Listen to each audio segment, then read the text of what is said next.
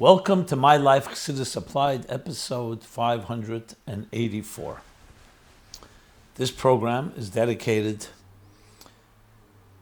the Ilim Nishmas, unloving memory of Tzvi ben Binyamin Moshe Thaler, Olav Shalom.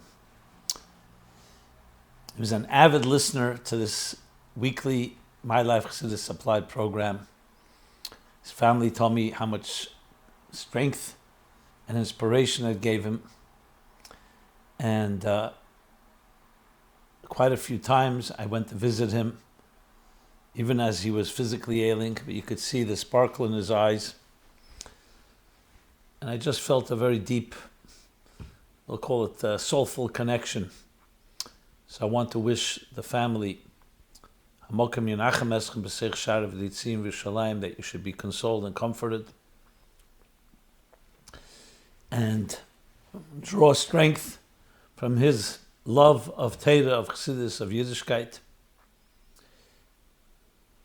And mazal b'chaim afu b'chaim. You continue the legacy through your work and through your life.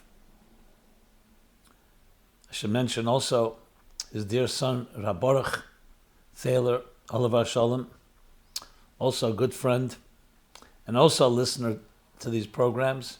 And he actually would bring me to see his father, knowing the connection that we had. So, particularly touching for me to dedicate this program to Rav Tzvi ben Binyamin Moshe.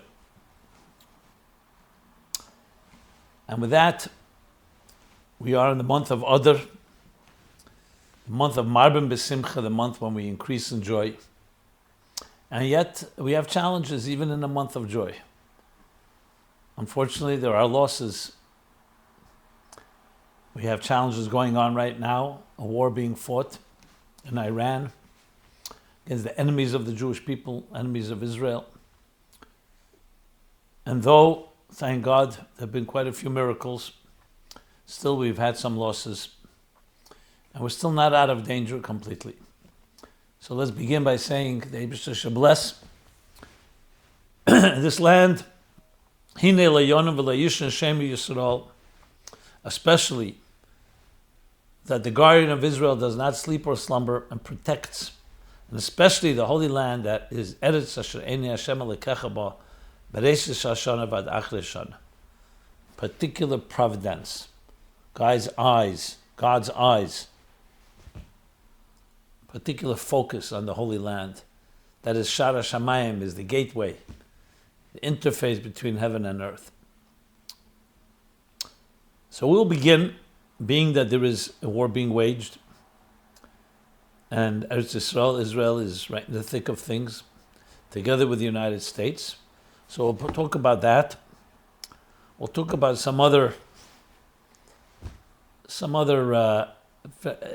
disturbing rhetoric out there. We'll talk about Adar, the Persia, Vayakhel-Pikudei, and some other questions that have come in, that continue to come in. And I want to thank you all for listening, but above all for the questions that you pose and submit, which really is the driving engine of this program. ChassidusApplied.com is where you can find a forum that you can submit any question completely anonymously. Nothing is taboo, nothing is off limits. And that, as I said, has been driving this program. So I will continue to answer as many questions as I can. And as we continue the journey of applying Torah Meloshen Heira, Torah comes from the word directive, guidance, blueprint, guidebook, and Chassidus, applying Chassidus to our personal, emotional, psychological, and spiritual lives. So last week we dedicated the entire program, special addition to that war, the war being fought in Iran, and with focus on many different angles, but particularly the big picture, what was foretold by the prophets, foretold even in Chumash itself, in the first 5 books, in Abraham's vision, Avram Avinu's vision by Bris Ben Absadim, and especially when you look into Chazal and you see the interpretations, you can see that there's an undercurrent, a subplot, that addresses the empires that would rule the world. And one of them would be the Persian Empire. Paras, Persia, is basically modern-day Iran. So we discussed it from different angles. A few questions came in as follow-ups. And I want to elaborate a bit more. But always let's begin with the here and now. First question, should we be supporting this war? And how do you even make a decision about that? Especially you look around and you listen to the pundits. And I use that word very deliberately. Pundits, whatever that means. In Yiddish, they used to say Pleiderzaks. The Pleidert, maybe that's where pundit comes from. The Pleidert, Haktenscheinig. Everyone who has a microphone, doesn't even have a microphone today, can just comment. Where they get their knowledge from, their ideas, where their perspective, who knows? Most of it, as we know, is worthless. If anything, it's even destructive. Very politicized, very polarizing, very negative. I mean, let's be honest. Whether you like Trump or you don't like Trump, one thing is clear.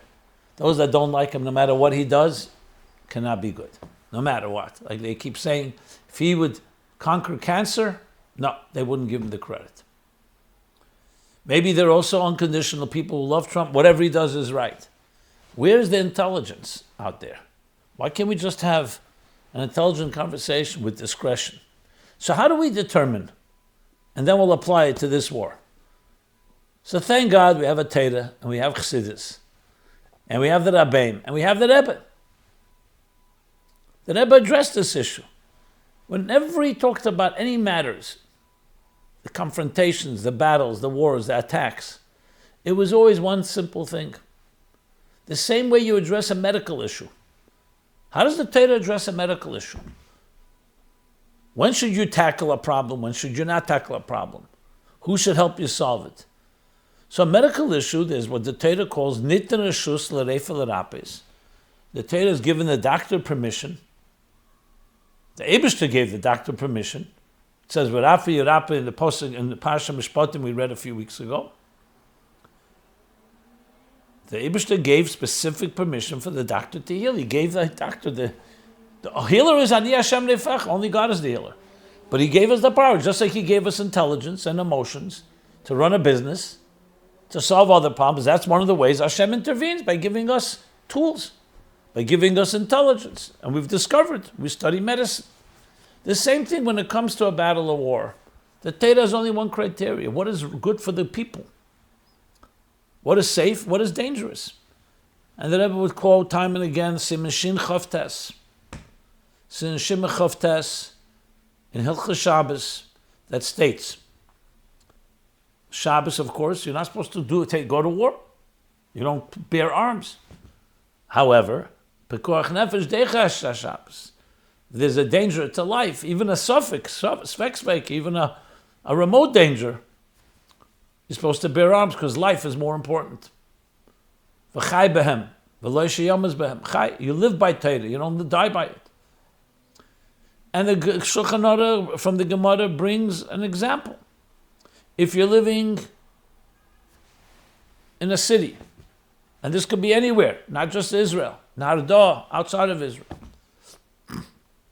and on your border are sworn enemies who've declared war against you. So obviously you always have to have your guard up. But let's say they come to you and they say, well, let's talk about commerce. Iske kash v'teven. We'll just talk about the exchange of wheat, straw. You're supposed to bear arms if it's Shabbos, because they're sworn enemies. If someone comes to talk to you about commerce, a neutral person, obviously it's Shabbos. Why would you bear arms? But here there's always that danger, and it's on the border. It means your borders are open. There's always that active danger. In other words, simply put, if someone declared war on you, you need to be very vigilant. And that's Deicha Shabbos. And who do you ask that question? Not by diplomats, and not by lawyers, and not by politicians. You ask, just like in medicine, doctors. Hey, you ask military experts who understand what is a border, what is danger, who declared war, because you have to establish that. It's not just anybody decides. And if you think about it, it's completely logical. And also avoids the political side of it. The fact that there's a ability to negotiate, by all means, but as long as you declare war on me, this is a state of war, whether you're fighting actively or not. If you stop declaring war on me and you want to sit down and talk business, we'll talk business. So you'll ask the questions, who declared war? Go to 1979 Iran and listen to what the leaders of Iran said. They declared war, absolutely. They have even changed things in their charter. Does that mean every second since 1979 they've been fighting a war? Not necessarily. An enemy doesn't have to fight 24/7. An enemy is an enemy. And when you look at the history, yes, they've been funding the greatest state sponsor of terrorism, funding the creation of Hamas, the creation of Hezbollah, in Syria, the Houthis. They're proxies, as they're called. So they declared war a long time ago. I'm not going to get into, I'm not a military expert, what Israel should have done in 1979. Just like when it came to 1967, or 1948 for that matter.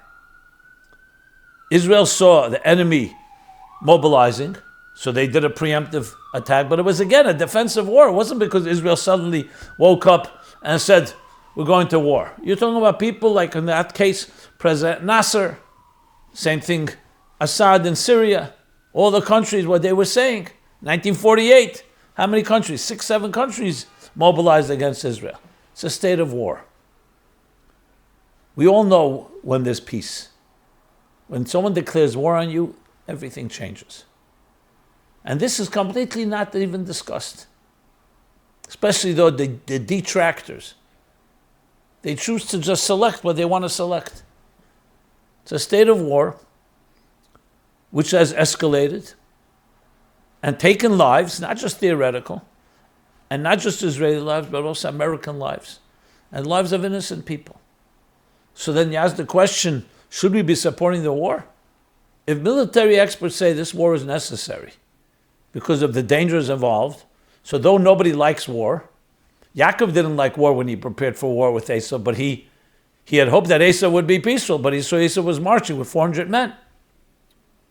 You have no choice. Peace through strength. That's sometimes the best deterrent. Or if you have to actually go to war, nobody wants to go to war. No healthy person, no person of peace wants to go to war. And all these discussions about conspiracies and so on, let's keep this in mind. If the innocent people in Israel are under attack, the whole world is under attack. That's how it works. Anyone that is deludes themselves into thinking, oh, this is Israel's problem. They want something with Israel.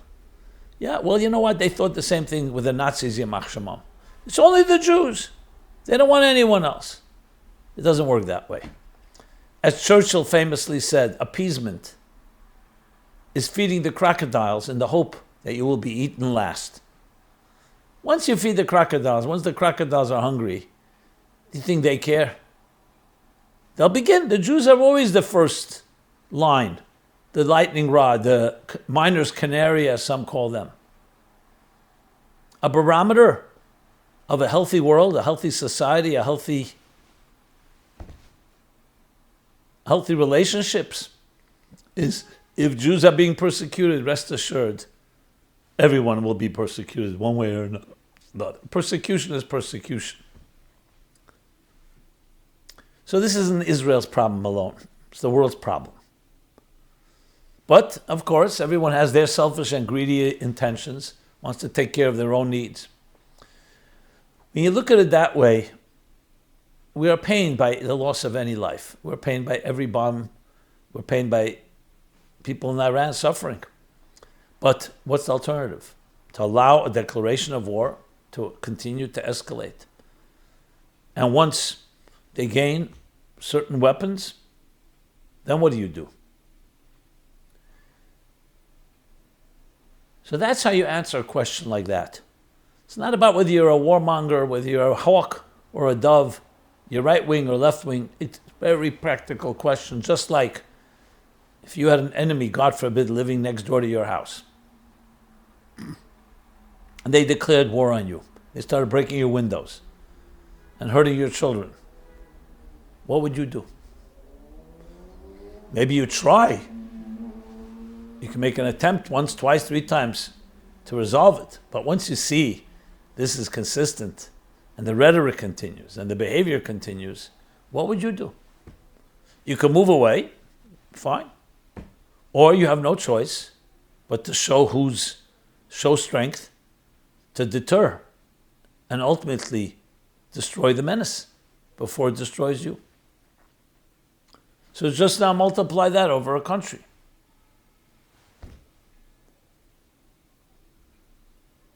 Okay. So I think it's self-understood, should you be supporting this. It has nothing to do with Mr. Trump or Mr. Netanyahu. They happen to be the leaders. They may be the ones that had the guts and to stand up and do what has to be done.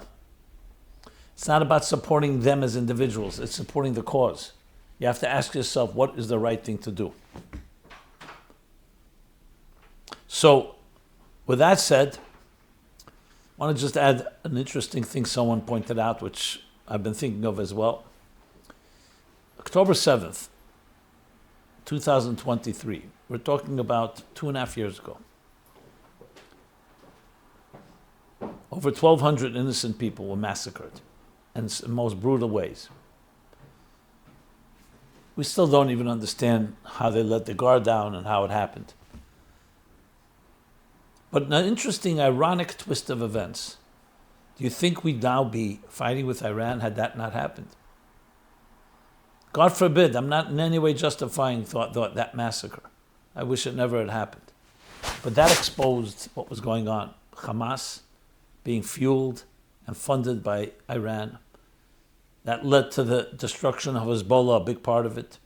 The fall of Syria, fall of the Houthis, and now Iran directly, the head of the serpent. Resh Hatanin, as they call it, the head of the serpent.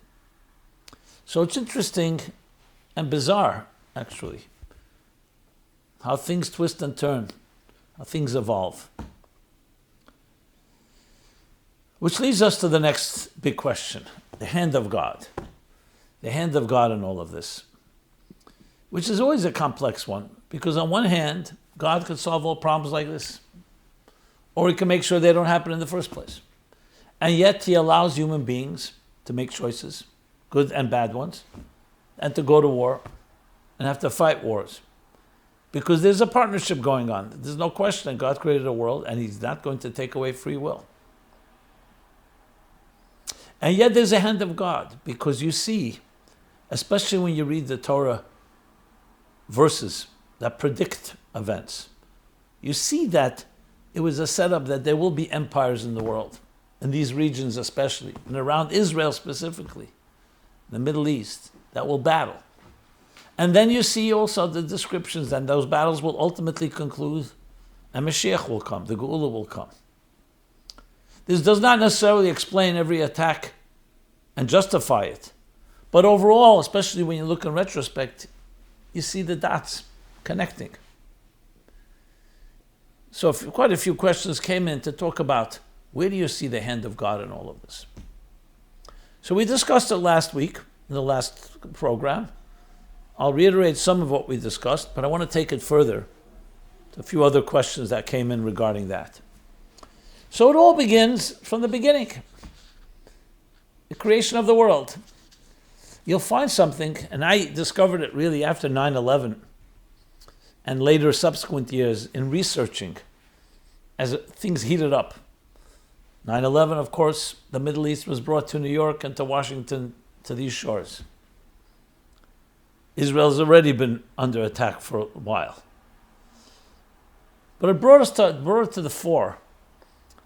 What is going on? Some people call it the clash of civilizations. But there's the Arab Muslim world, or the Roman Western Christian world. We'll call it the Western Roman Christian world. And of course, Jews in Middle Israel always at the center of it all, the epicenter, the ground zero. The wars over Jerusalem, whether it's the time of the Crusades or the Middle Ages or later, till this very day. You go to the old city, you immediately see it. There's a Muslim quarter, Arab Muslim quarter, Christian quarter, Jewish quarter, and Armenian quarter, which always throws us how they fit in exactly. And you hear it in the bells that are ringing on Friday, and the 5 times a day the call to prayer in the mosques. And of course, as you walk down the steps and you see the broken wall, the Western Wailing Wall, Geulah Hamaravi, all converging right there, epicenter, ground zero. And the Temple Mount sits there, waiting. A wilderness, essentially. And we, the Jews, have been praying toward that wall, toward the Temple Mount from time immemorial, from the beginning of time. Praying for the rebuilding, with compassion, return and rebuilding of Jerusalem. So it's very clear when you read all the texts, you start seeing the references. One thing that jumped out at me was reading how many times the Torah refers to 4 categories of things. The 4 rivers that converge Gan Eden, the Garden of Eden, 4 rivers.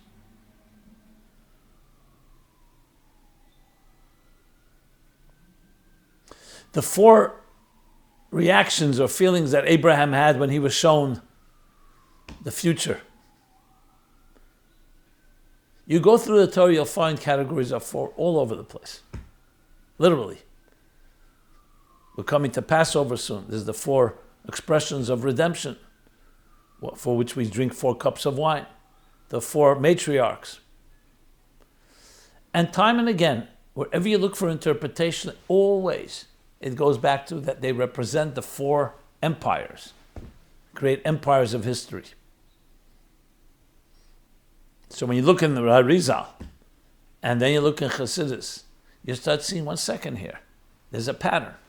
And the pattern begins when Abraham, by the Bris Bein Absarim, it's called the covenant between the parts, and God promises him that Israel will belong to the Jewish people, that he will build a great nation, and starts describing to him and showing him a vision of the future. And he will see, he says specifically, a land not theirs, the Egyptian Empire. And then there are expressions of the dread and the darkness that befell Abraham, all alluding to, as all the commentaries and the Midrashim explain, to the 4 empires that would follow Egypt: Babylonian, Persian, Greek, Rome, Edom. And when you look deeper into the commentaries, you find also the Ottoman Empire. And you find that it splits into 2, especially in the later generations, the confrontations. Basically, in the Western world, the empire is under the Western Roman Christian control, and the empires, or in the East, the Middle East, under first the Arab and then the Muslim control. And Abraham was shown these would be his descendants. Av HaMoin Goyim, Abraham is called the father of all nations, a multitude of nations. Of course, it caused a dread to befall Abraham when he sees this. The confrontations, the battles, the oppression, the persecution of his own grandchildren and children and grandchildren. But then Hashem says, like with Egypt, but then they will be freed. And they will leave with great wealth and treasure, which is not just physical, but also spiritual. In other words, there will be a transformation. And those empires will fall. But what will come from that will be a better world. And we indeed see that. The Western world, the Christian Roman world that terrorized for so many centuries, gave birth to a country like the United States. that became a haven for people of all walks of life and all religions, including Jews, and embraced biblical principles. You can call it Abrahamic principles. And from there it spread to the other Western countries. But what about the Arab Muslim world, the children of Yishmael, another son of Abraham's? So the Talmud tells us, as we discussed last week, the beginning of Avodah Zarah. You want the exact page? Beis, page 2, the second side. In Yuma, page 10, the first side. That the two main empires that will be till Mashiach comes will be Rome and Persia. And the Maral explains Persia includes the entire Arab Muslim world in broad terms. And Rome includes the entire Western world. But at the end, even though there'll be times Persia wins over Rome, Rome will conquer. So one question was asked, so how do we understand the deeper cosmic battle between Rome, the Western world, and Persia, the Arab Muslim world? We understand that as we take it back to the times of Abraham. Ishmael and Yitzchak did not get along, to the point that Sarah told Abraham to send him away. Yaakov and Esav did not get along from their mother's womb. Lum Yemas, two nations within you are battling. So clearly you see, even in the actual verse, confrontations. You don't have to turn to the Middle Ages or the modern age. What were they fighting about? You have to remember there's an inherent tension between the material world and the spiritual world, an inherent tension between existence and God. Abraham had embraced God in a pagan world, but it doesn't come easily because there's a side to us on a microcosmic level. Think about it, the animal soul, the divine soul. There's a side to us that's selfish, that's greedy, that wants pleasure. But there's a voice and a side to us called the Yetzer Tov, the divine soul, that seeks transcendence, purpose. What does God want of us? And there's a battle. So Abraham is teaching this to his children, so you can imagine there would be battles. How do you reconcile these two? So even though Yishmael and Esav respectively were taught about it, but it's not a simple matter. That's why they became warriors and refused to receive the Torah 7 generations later when their children were offered the Torah by God. Why did God offer them the Torah? Because they are children of Abraham at the end of the day. And they're part of the purpose, they're part of the plan. But they rejected because the Torah was not, they were unable to embrace laws like do not kill, do not murder, do not steal, do not be sexually promiscuous. But as the Zohar and other sources and Chassidus explain, ultimately they would embrace. With the birth of Christianity and then later Islam 6 centuries later, they embraced it in a complete way, not a complete way. As the Rambam writes, Liyasher Saderach, that God in his mysterious ways, those two religions, which is today affects almost half the world, 2.5 billion Christians, 1.8 billion Muslims, based on Jewish ideas, based on the Torah, based on the Bible, based on Abraham. But it took a while for the Romans to be tamed. And the same thing with the Persians/Arabs, Muslims. Yes, there are differences between Shiites and Sunnis. That's not for now. But overall, that's what the confrontations are really about. How do you reconcile? How do you make peace? How do you synchronize, integrate God and this world? Do you destroy materialism? Do you destroy the infidels and the decadent world in the name of God's will? Or do you find some way to compromise? Or the real balance, as Yaakov taught, Tiferes, total synthesis. By recognizing the way you relieve the inherent tension between matter and spirit is by spiritualizing the material through a good deed. Recognizing that this world, yes, poses many challenges to the spirit, but But we're not going to destroy the world. We transform it.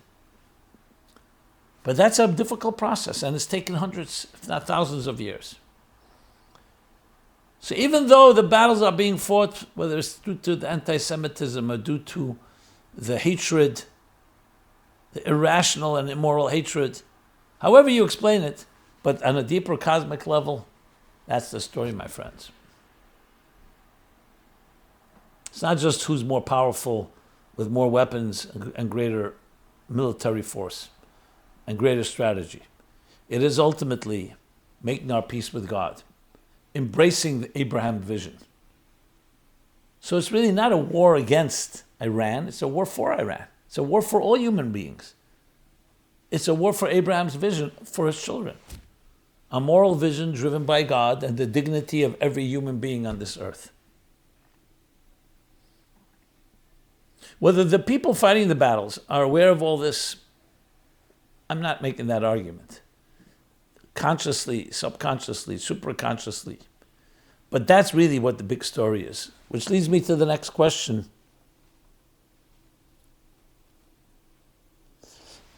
How can we envision these battles leading into the Geulah? Well, that's exactly what the Ma'amorei Chazal, the sages, tell us. They tell us how. They say there will be these battles. And these battles will ultimately be resolved. The end of Zohar, the end of Parsha Va'era, end of Parsha Balak. And the Rebbe refers to them in his talks. Talks about these battles. The battles between the Rome and Persia, between the Arab Muslim countries and the Western world, we would call Yishmael and Edom. And at the end will be a beautiful end. An end where swords will be turned into plowshares and weapons into pruning hooks.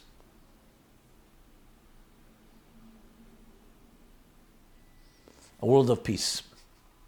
Not because anyone will be annihilated, but because people will discover that what God wants is to be total harmony.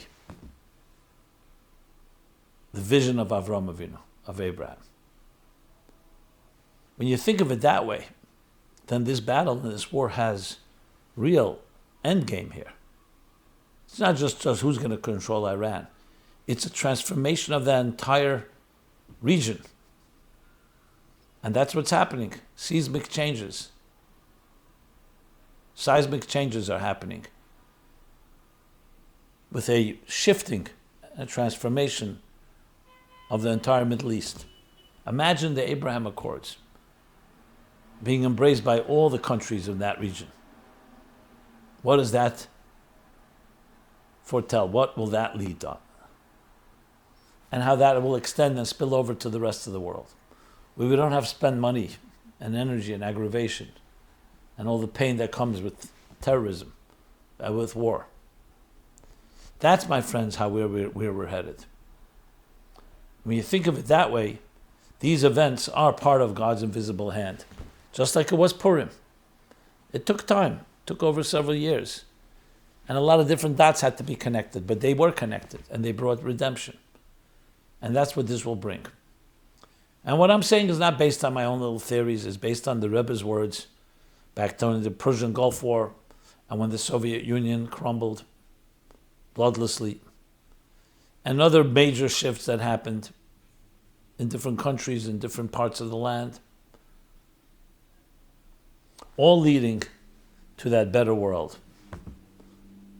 Messianic world. A world, yes, there'll be no longer hunger and war.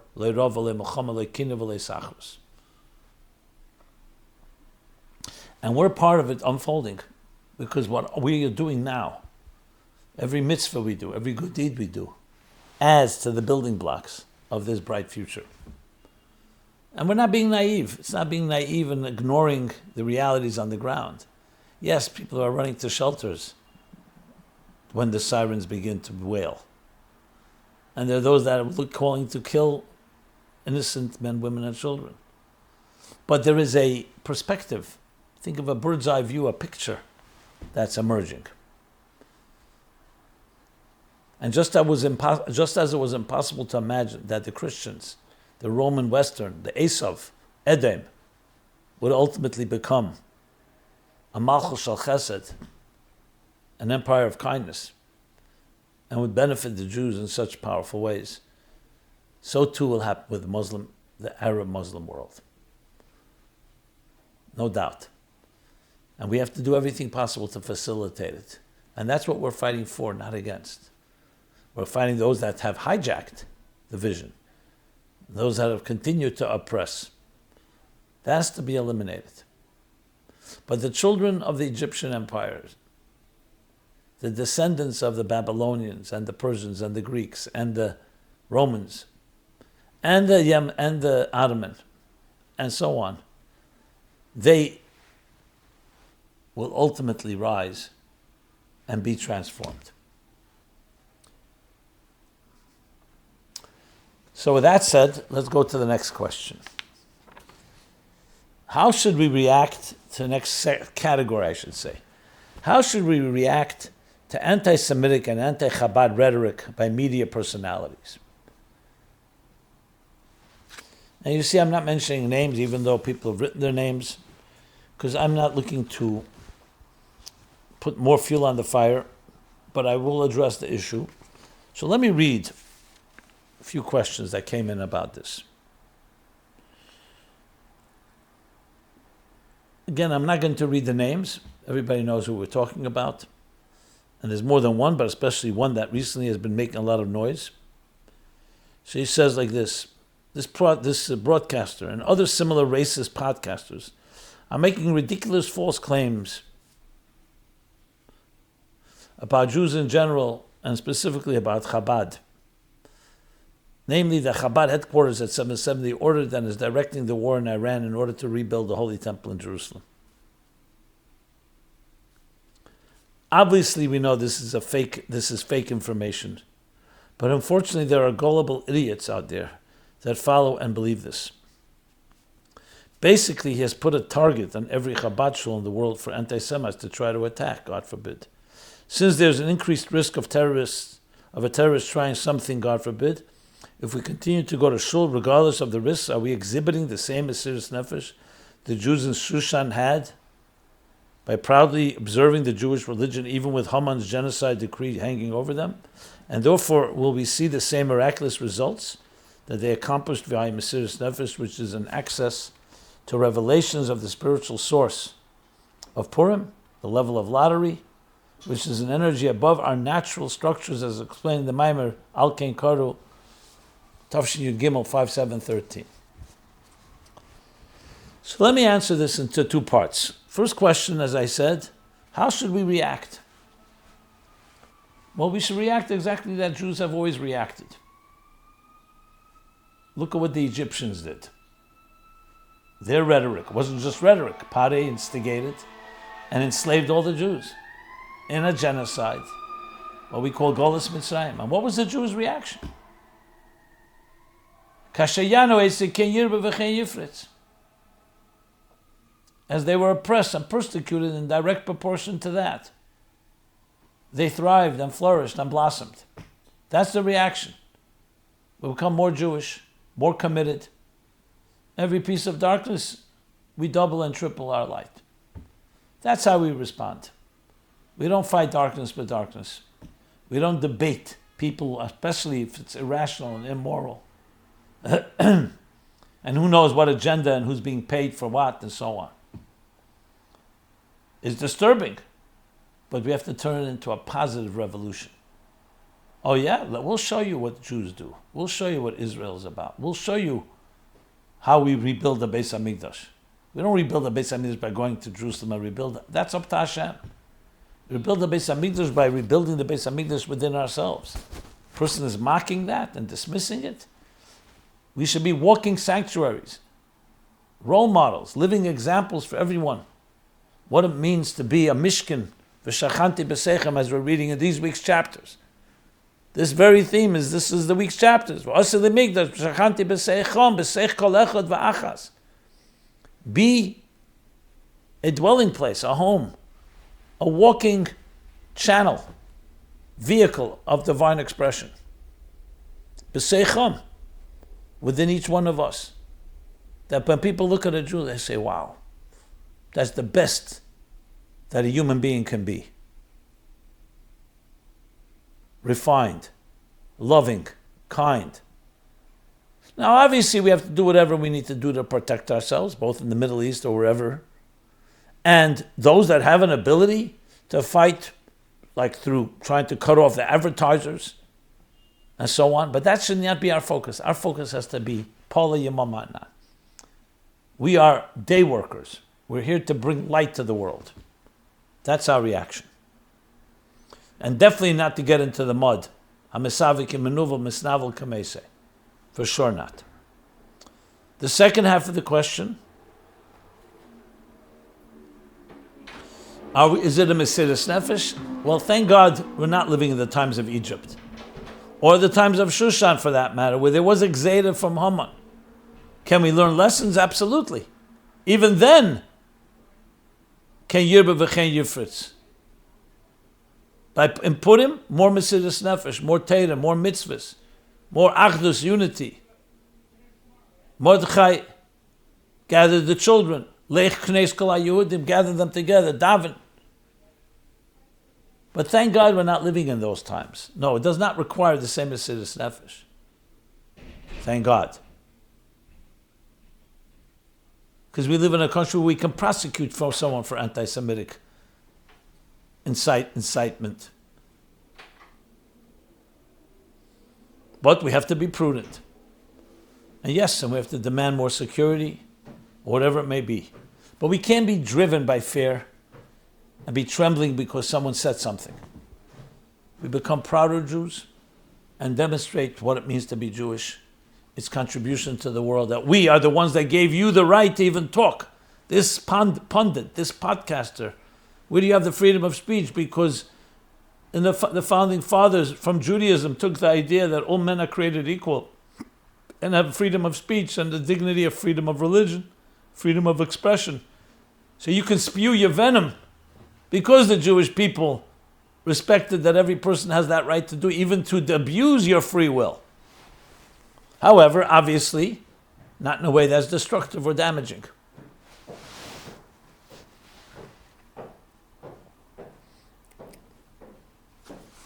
And yes, there are gullible idiots. That's why we need to be even more informed and be vocal about it and share. Complete, you know what a blood libel is? A blood libel, they made up a libel that what the Jews, in their matzah, they mix blood from Christian children. Now tell me, how far-fetched is that? How completely fabricated. First of all, we're not allowed to drink blood. To mix blood in a matzah, you're not allowed to mix anything. To kill. I mean, complete blood libel. What are you going to say now? Someone says to you, when are you going to stop killing children? You say, who said I kill children? It becomes a given. Now you have to defend yourself. God forbid. That's called a blood libel. The only way to fight it is by being very adamant. We'll tell you the facts, the truth. Now, gullible people, especially those that are predisposed to anti-Semitic feelings or are ignorant or are just social misfits and are angry, will jump on all of this. It's sad to see. I don't know how you can fight that. But you can keep saying the right things. I know for myself, the programs I do, people listen to it, including anti-Semites, because you see from the hate mail. But you keep pouring it out there, the light. And you hope that some people will listen. And many people do. So we keep being Poli Yamama, day workers, spreading the light. Okay, another person writes.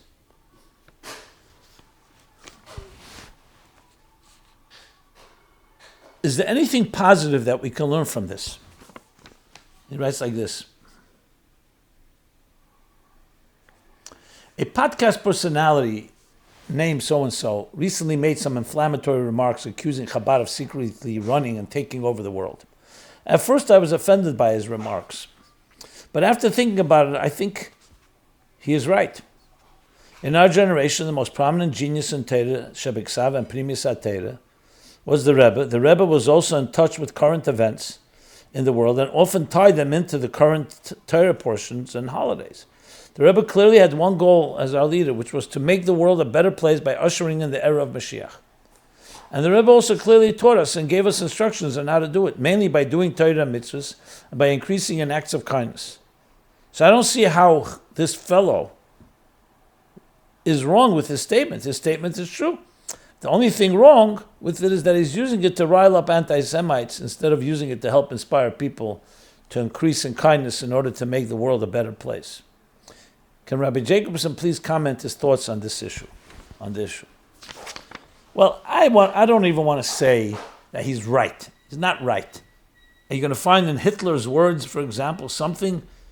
Yeah, he said, Haman, what do you need more? Haman said, Hein, what did he say? Yeshnei am echad, mefuzim mefeired bein ha'amim, v'dosem shenis mekolam.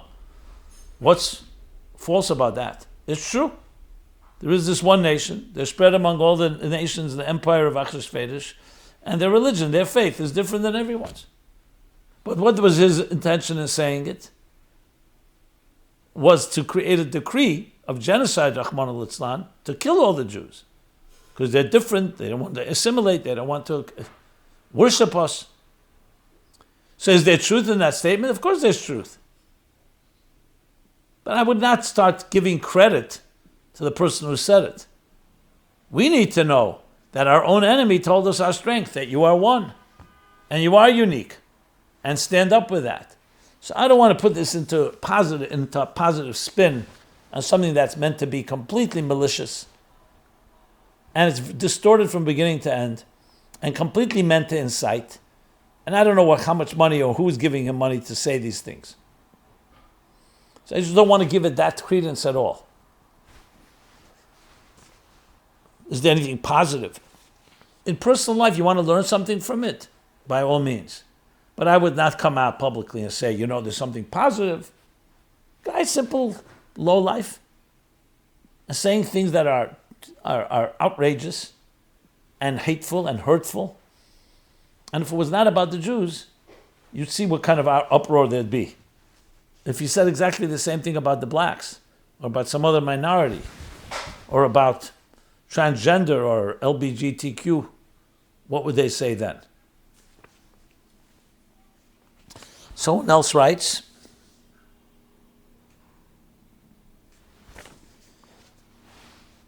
the Rambam has written more than a few controversial statements. One famous statement is that even though Christianity is not the correct religion, it still does some good by spreading to the world the concept of Mashiach.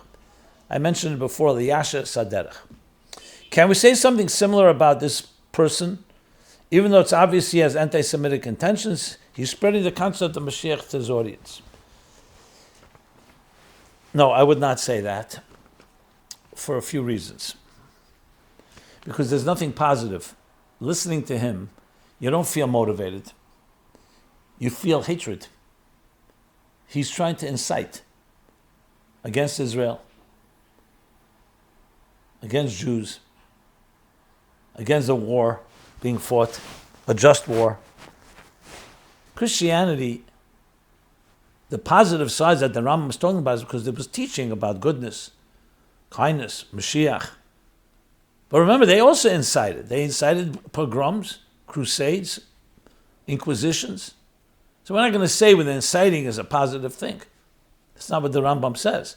He's finding the positive things. If this individual would begin speaking and saying,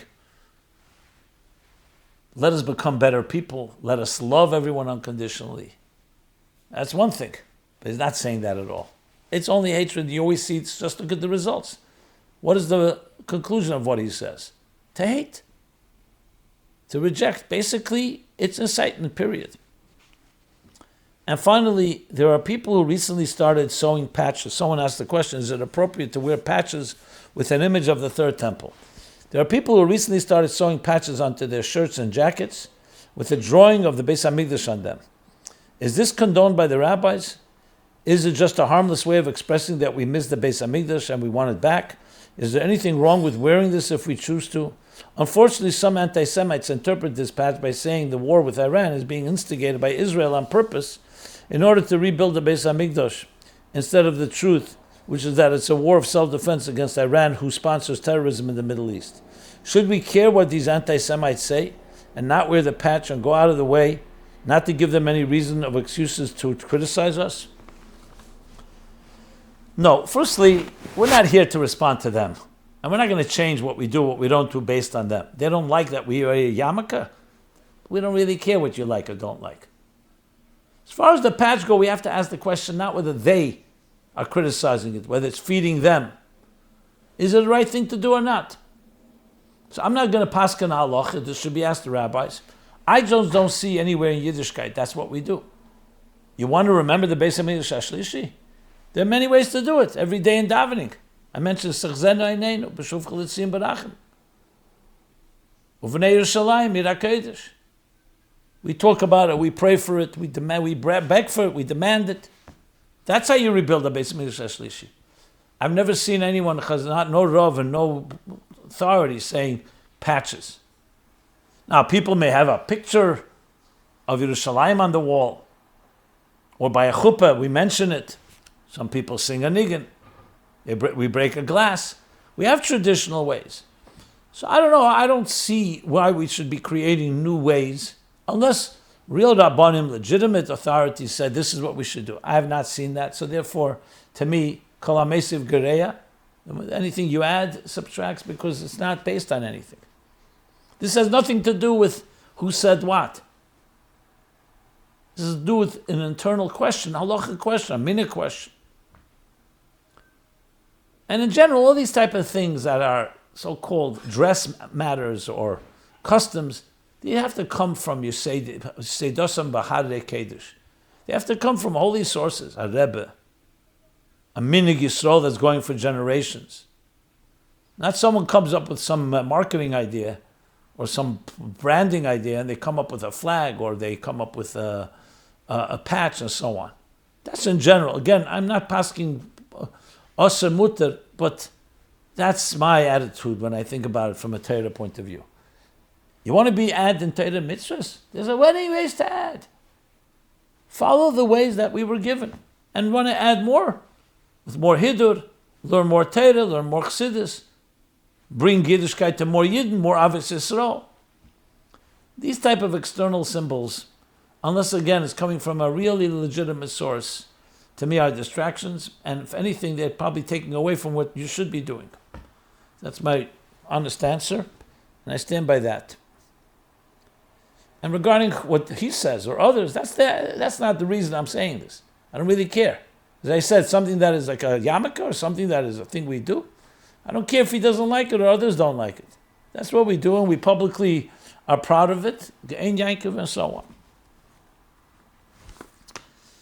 Let us move now to Adar. We're in the month of Adar. All this is happening in a month of Mishanichnas Adar Marben B'Simcha.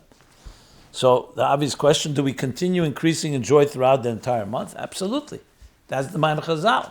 Mishanichnas Adar Marben B'Simcha. As Adar enters, we increase in joy. Adar, the whole month. Because Purim had that effect. V'napechu. Firstly, it transformed the days before Purim, even though at that time it was Geulah against the Yidden, but it was transformed, so-called retroactively. And of course the days after Purim. Because now we have the celebration of Purim and its energy. And though, yes, there are challenges, there's the wars, there's the rhetoric of these anti-Semites and so on, but Simcha is not a way of going into denial and ignoring. It's the way we respond to challenges. We celebrate, we dance. We go to war with a march of Netzachim, we will prevail.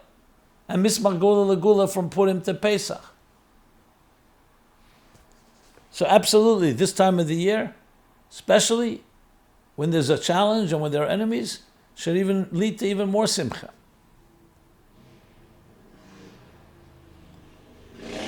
Is there a connection between the good mazal of joy and the Torah portions discussing the building of the Mishkan?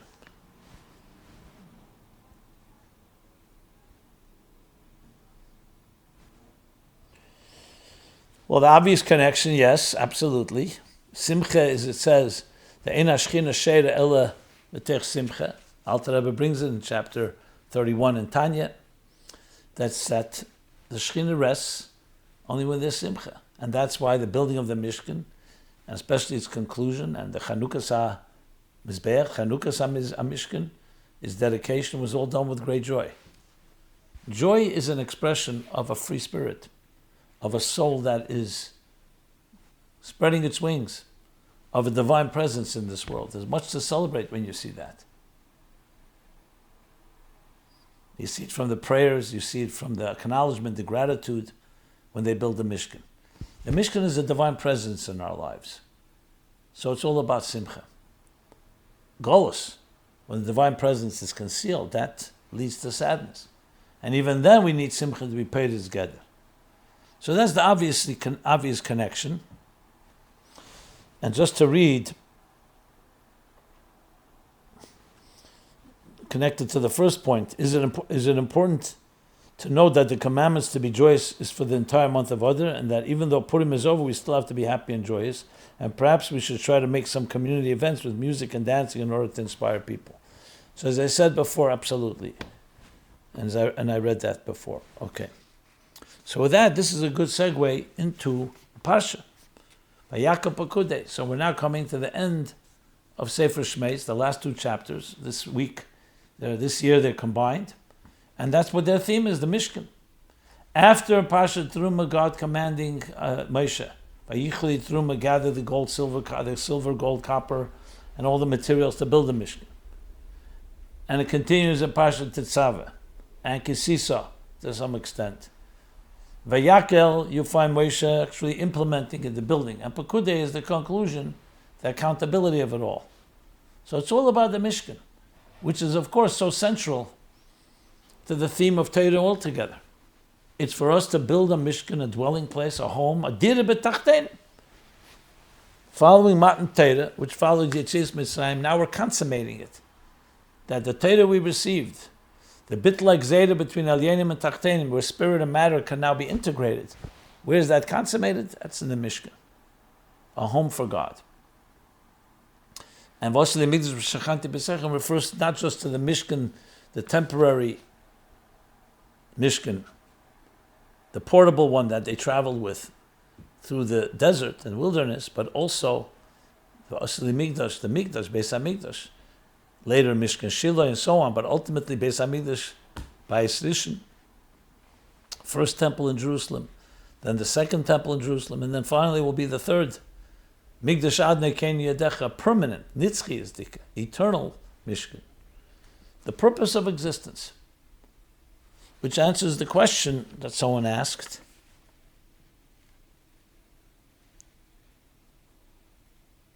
What lessons do we learn from living with the times with this week's Torah Parsha? That's the lesson. I remember in Tov Shemem Zayin, the Rebbe kocht a lot in it.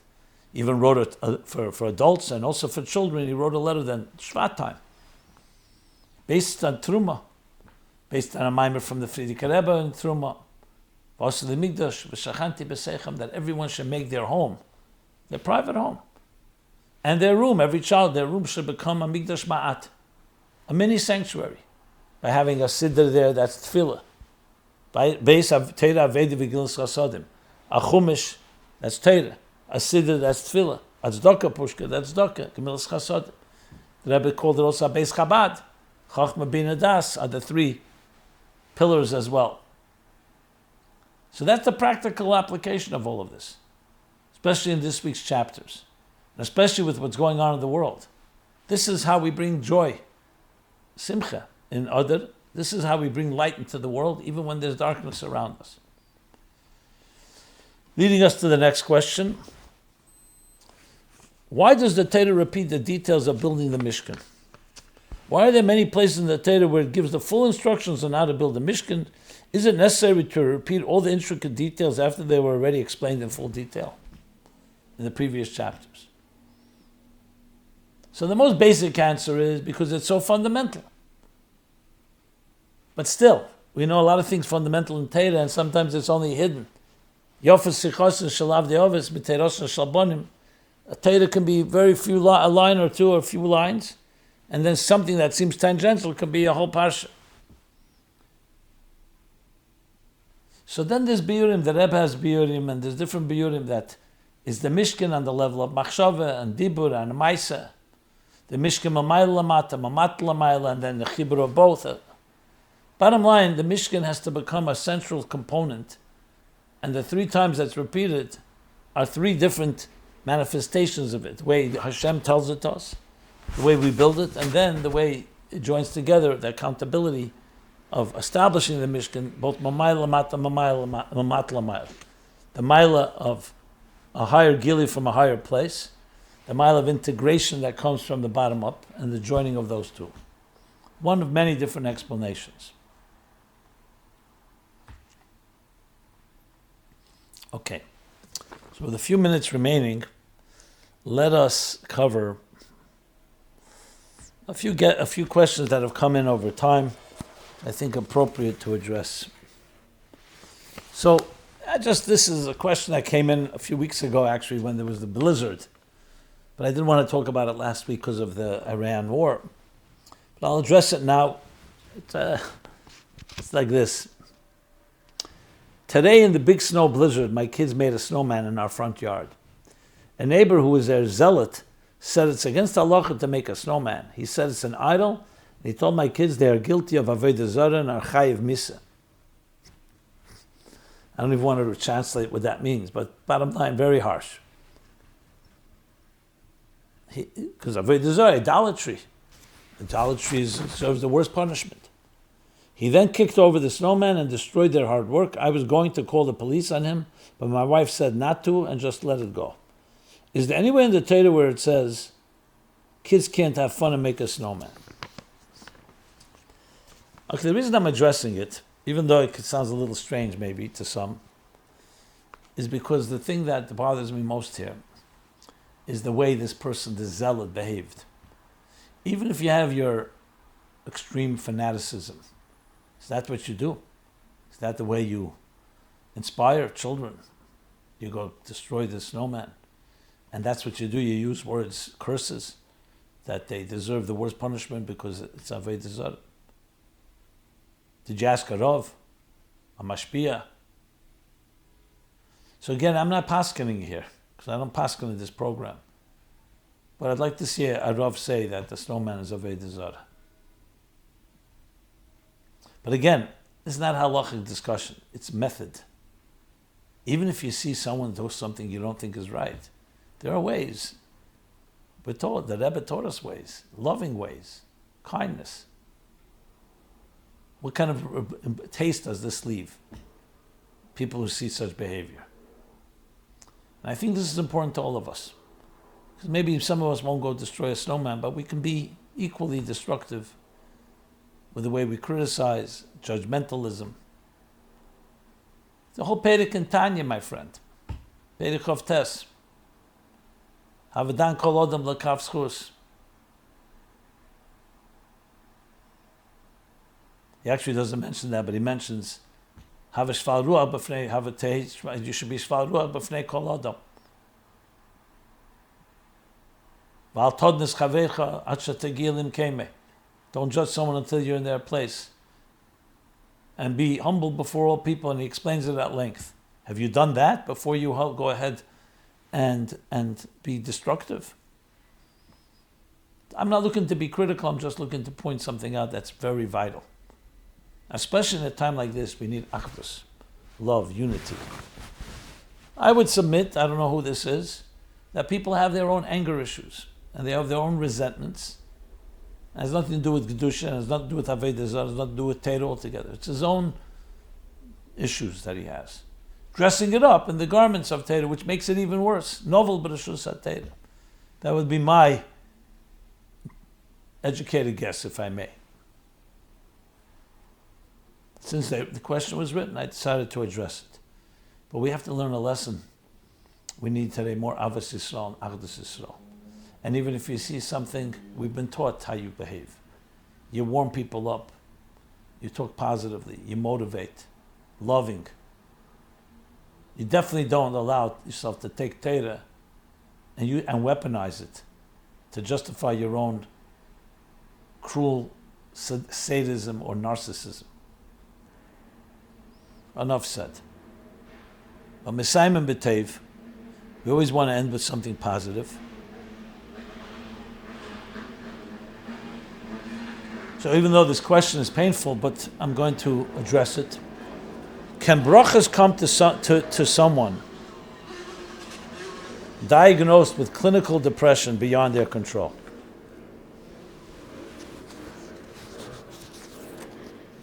Let me read it in the exact language that was received.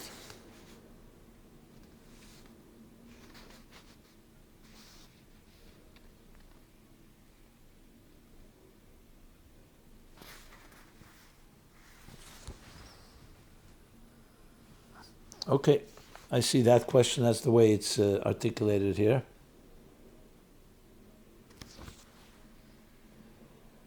So again, can brachas come to someone diagnosed with clinical depression beyond their control? Absolutely. First of all, brachas from Hashem can come under all circumstances. Even if we made a mistake and it was in our control, the Eibishter can forgive, you can do tshuva, does not withhold brachas necessarily. Obviously, you have to make a container to draw down these blessings. But a person who's beyond control, meaning it's something that's a clinical depression that is a result from birth or some other experience. On the contrary, the more the challenge, the more brachas you would get. Because the Eibishter would never, for anything missing, the Eibishter would always fulfill with something to compensate.